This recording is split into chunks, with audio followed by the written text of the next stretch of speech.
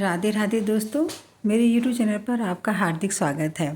पिछले अध्याय में हमने जाना था कि यज्ञदत्त के यहाँ गुणनिधि नाम का एक पुत्र पैदा हुआ था जो कुकर्मों में पड़ गया था।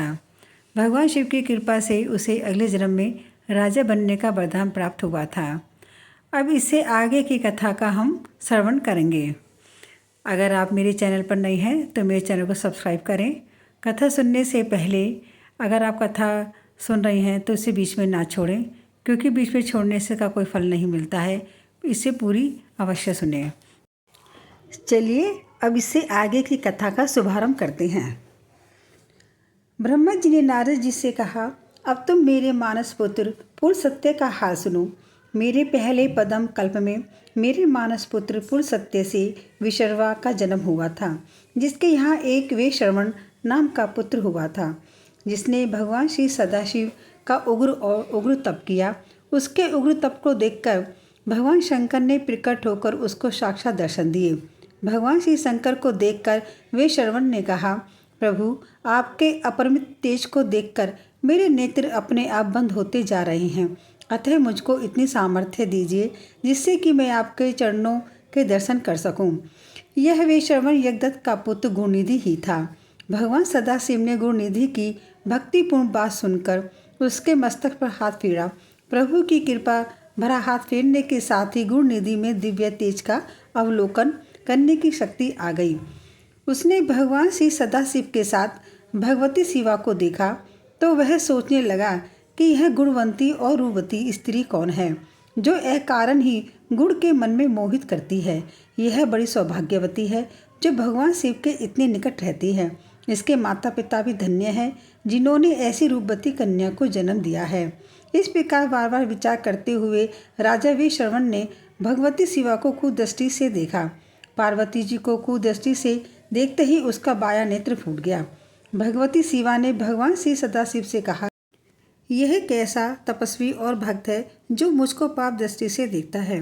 भगवती शिवा की बात सुनकर भगवान श्री सदाशिव ने कहा, देवी, इस तपस्वी ने बड़ा उग्र तप किया है, इसलिए इसका अविश्वास करना ठीक नहीं।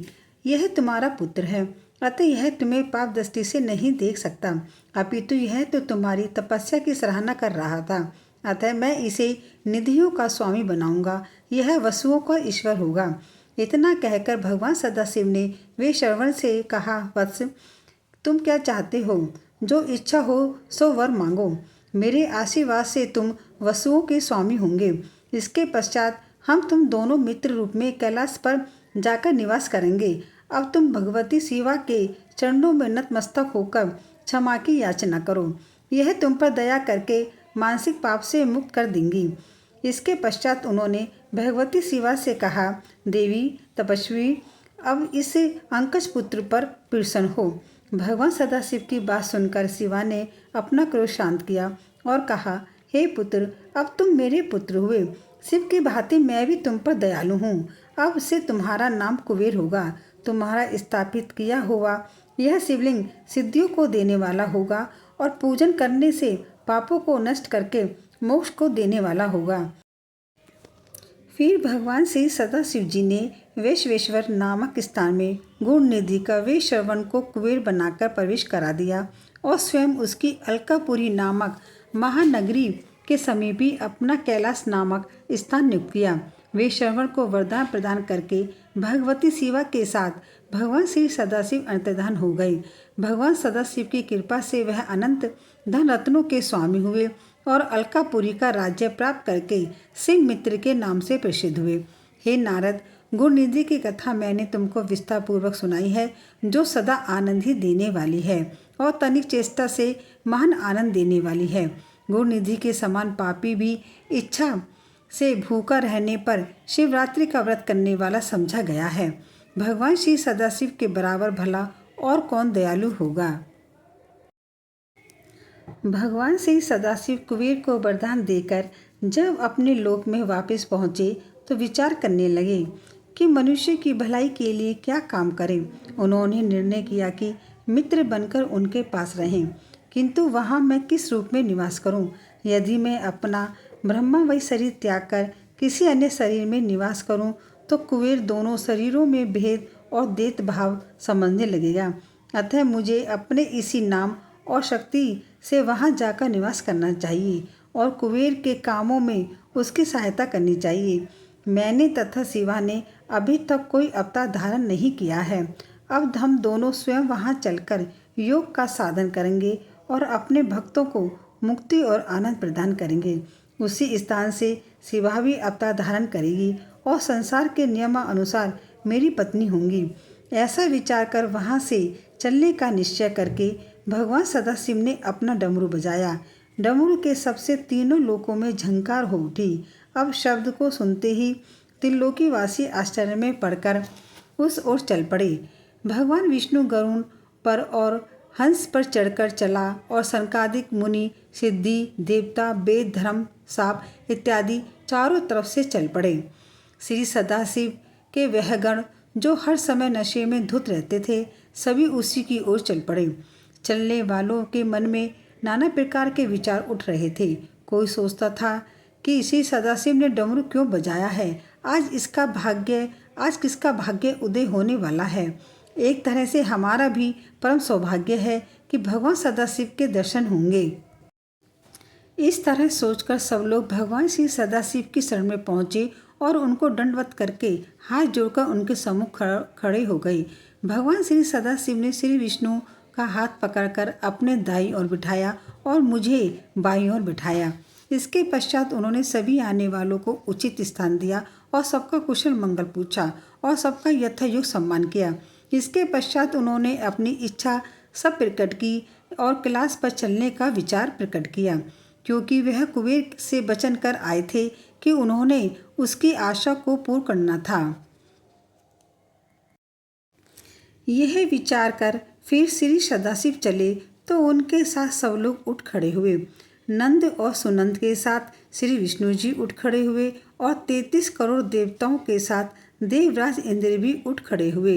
11 इंद्र, 12 सूर्य, 8 विश्व, 13 देव, 27 नक्षत्र, 12 भक्ति, 64 योगिनी, 19 पवन, 10 दिक्पाल, विद्याधर, यक्ष, गंधर्व, किन्नर, अप्सराएं, रिद्धि सिद्धि, भूत पिशाच, वासुकी तक्ष, सर्प, नागराज, शेष, जगमाता, गायत्री, गरुण, पर्वत, 7 समुद्र, 6 ऋतु, काल, यम, यज्ञ, नदियाँ, नंद और वनवासी इत्यादि भी चल दिए।